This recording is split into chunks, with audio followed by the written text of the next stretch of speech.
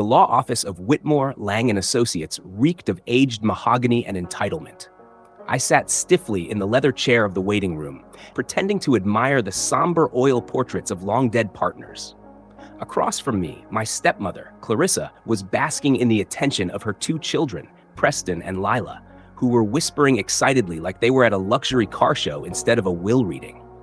"I'm getting that yacht," Preston said, not bothering to lower his voice as he scrolled through listings on his phone.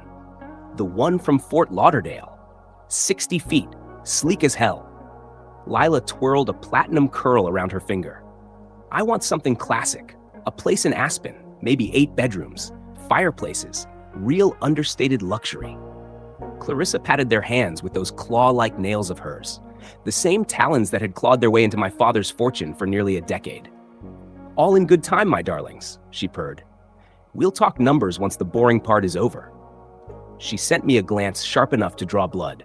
I pretended to be fascinated by an old email on my phone. "I still don't understand why she even came," Clarissa muttered to Lila, loud enough for me to hear. "Nathan made his wishes very clear." Nathan, not even your father. Just his name, like he was a business partner she no longer needed. That's when the receptionist appeared. "Mr. Lang will see you now." We filed into the conference room, where Vincent Lang sat behind a thick oak desk, my father's will laid out before him. He was trying and failing not to smile. "Please, everyone, take a seat," he said politely. "Can I offer you water? Coffee? This might take some time." "Let's just get on with it," Clarissa said, slipping into what she clearly assumed was the throne at the head of the table. "I've got a call with my financial planner at 3. Vincent opened the folder with slow precision. "First, allow me to express my condolences for the loss of Nathan Hartley. He was a client of mine for over 3 decades. Yes, Clarissa waved him off. "Very tragic. Now about the estate." Vincent's expression twitched slightly. "Yes, of course. Let's begin with the last will and testament. This one was finalized. Let me see, 5 years ago." "5 years?" I said, surprised. "Wasn't it updated recently?" Clarissa laughed, a brittle sound like ice cracking. "Oh, sweetheart, that's not how this works. Nathan and I adjusted everything after we married, kept it all in the real family." "The real family?"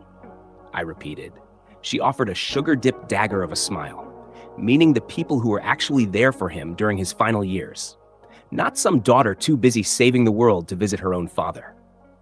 I bit back the words bubbling in my throat. All those family dinners they never told me about. The phone calls they intercepted, the times my dad asked for me and they told him I was unavailable. "Shall we proceed?" Vincent asked, a hint of mischief creeping into his voice. "Please do," Clarissa said smugly. "I think you'll find everything quite in order. The estate is to be split between myself and my children with a modest gift to charity. As for Riley," she turned to me, victorious, "she gets nothing. Not a cent." The room froze. Preston and Lila smirked like wolves spotting a wounded deer. Clarissa looked like a cat who just devoured the canary, and then remembered there was a second course. That's when Vincent started laughing. Not a polite chuckle, a full, rich belly laugh that echoed off the polished wood. "I apologize," he said, dabbing his eyes. "That was unprofessional. It's just... Mrs. Hartley, do you know what a revocable living trust is?" Clarissa's smile faltered. "Of course, it's a financial tool." "Correct," Vincent said. "Do you know when Mr. Sack Hartley set up his daughter's trust?" "Daughter?" she snapped. "He only had one child, her." Vincent pulled out a second folder, much thicker. "Nathan created the Hartley Family Trust 28 years ago when Riley was 10. It's been compounding ever since." Clarissa blinked. He revoked it when we updated the will." "Did he?" Vincent said mildly, sliding over a document. "Because I have here every amendment to that trust. The last one, dated 13 months ago." Clarissa didn't respond. "The interesting thing about trusts," Vincent continued, "is that they're not part of a will. They exist independently. And in this case, the trust transferred everything to Riley on either her 38th birthday or upon Nathan's death, whichever came first." "That's impossible," Clarissa whispered. Vincent turned to me. "Riley, when was your birthday?" 14 months ago, I said softly. "Dad threw a little party. Clarissa was away at some spa." "Ah, yes!" Vincent nodded. "That was the weekend Nathan came to finalize everything. He wanted it done cleanly, quietly, before anyone could interfere." Clarissa looked like she'd been slapped with a ledger. You can't just transfer $50 million like that, she stammered. Actually, Vincent said, you can. And that was the value then. With the market gains and dividends, the trust is now worth roughly $57 million. Preston's voice cracked. 50. And the houses? Lila shrieked. The cars? All held by the trust, Vincent said calmly, which now belongs to Riley. So for the past 14 months, you've been living in her homes, driving her cars, and spending her money. I finally spoke. Dad told me to wait, said he wanted to see if you'd change, Clarissa, if you'd stop scheming. Clarissa stood, shaking. This is fraud. We'll sue. Nathan wasn't of sound mind. Vincent didn't flinch. I have 3 psychiatric evaluations, all within the last year. Perfect cognitive health. Sharp as ever, in his words, sharp enough to cut through people like her. Preston looked stunned. But why? I looked at him, and for the first time felt nothing. Because he saw the credit cards in his name, the jewelry bought and billed to him, the medications switched, the phone calls blocked, the friends kept away. I turned to Clarissa. He saw all of it, and he didn't forget. Clarissa stumbled toward the door, but paused when Vincent cleared his throat again. There's one more item, he said. Nathan left a final letter for Riley. He handed it to me. I opened the envelope and read silently. Then I looked up, stunned. He left instructions to sell everything. What? Clarissa gasped. All the houses, the cars, the assets. He asked me to donate it all to the nonprofit I work for. Every last dollar. I smiled, eyes burning, not with anger, but peace. He didn't just give me the fortune. He gave me the power to walk away. You moved your mother into the guest house without asking, I said calmly. You can't prove any of that, Clarissa hissed. I don't have to, I replied. Dad already did. Vincent Lang opened another folder. This one was thicker than all the rest, packed with photographs, receipts, voice memos, transcripts. Your father, he said with crisp authority, hired a private investigator 2 years ago. These are the reports. Clarissa's manicured fingers twitched as she saw her past spread out in damning black and white. Vincent continued, his voice cold as glass. He was particularly curious about your first marriage, Mrs. Hartley. How did your husband die again? Ah, yes, a medication mix-up. Silence suffocated the room. Well, Vincent resumed, back to the will. It's simple. To my beloved wife, Clarissa Hartley, I leave the sum of $1, the amount she truly earned. He slid a single bill across the table. To Preston and Lila Whitmore, I leave the same. 2 more bills. And to my daughter, Riley Hartley, the remainder of my estate, which, due to the trust, has already been transferred. Chloe, or rather, Lila, could only whisper, $1? I took a deep breath, reached into my bag, and pulled out 3 neatly labeled envelopes. I have something for each of you as well. I placed them on the table. Eviction notices, I said. You have 30 days to vacate the properties, all of them. Clarissa jumped to her feet so quickly, her chair tipped backward with a loud clatter. You can't evict us. I'm his widow. You're a tenant, I said, standing now, living rent-free in my homes, the main estate, the lake house, the penthouse in Midtown, even the ski lodge you so graciously posted on Instagram. Brandon sputtered. How did you? The same way Dad knew about your gambling debts, I replied. About Lila's designer binges and your fake investment schemes, Clarissa. You weren't nearly as clever as you thought. Vincent cleared his throat. One final item. Your father left a letter. He wanted Riley to read it aloud. I opened the envelope, instantly recognizing the strong, deliberate handwriting. Open quote, My dearest Riley, if you're reading this, then everything went as planned.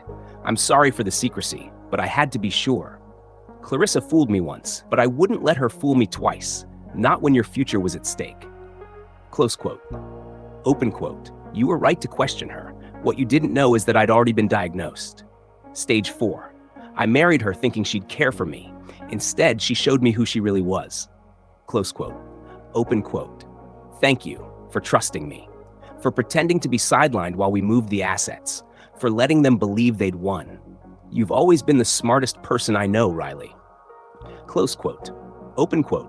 To Clarissa, Preston, and Lila, your sins are well documented. The investigators' files are now in the hands of the district attorney. You'll want to use your 30 days wisely. Close quote. Open quote. Riley, you are everything I ever hoped for. Loyal, brilliant, and good. Take care of the fortune, yes, but more importantly, take care of yourself. Open quote. All my love, Dad. Close quote. Open quote. P.S. Your mother's engagement ring is in the second drawer of my desk. I hid it when Clarissa started eyeing it. It's yours, as she always intended. Close quote. When I looked up, Clarissa had crumpled back into her chair. Brandon was furiously texting someone, likely his bookie. Lila sobbed silently, mascara running in two black rivers. Is there anything else? Clarissa asked, barely above a whisper. Just this, Vincent said, placing one more document on the table. A restraining order, filed this morning. You are not to contact Riley after vacating the premises. If you attempt to contest the trust or the will, enforcement will be immediate. Clarissa blinked in slow horror. You planned this? No, I said. Dad planned it. I just followed instructions, just like you followed the same pattern you used with your first husband. Her jaw tensed. Oh, you thought Dad didn't know about Charles? About the insurance policy? About the medication switch? That was never proven, she snapped. No, I said, but it doesn't need to be. Some truths don't need courtrooms. They just need time. I collected my documents, nodding to Vincent. Thank you for helping my father protect what truly mattered. My pleasure, Vincent said. Your father was a strategist. This was the most elegant bit of estate planning I've seen in 30 years. As I reached the door, Clarissa called out again. Riley, I was his wife. Doesn't that count for something? I turned. It counts for exactly what you put into it. Lies, control, and greed. Dad valued you at $1. Personally, I think he was being generous. I left them there, surrounded by shattered delusions and worthless bills.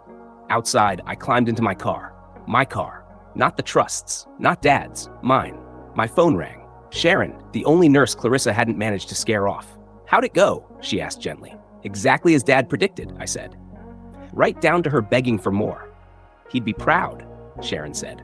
He told me, those last few weeks, you were the only one who never asked for anything but his time. I miss him, I whispered.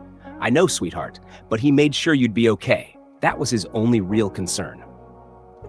After the call, I drove to the cemetery.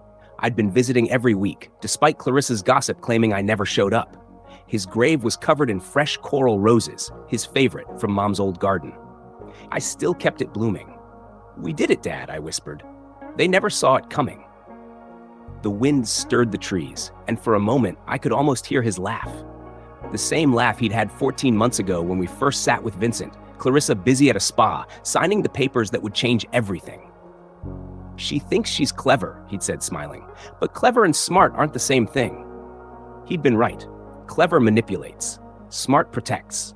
Clarissa had been clever, but my father, he'd been brilliant. And I had inherited far more than just his wealth.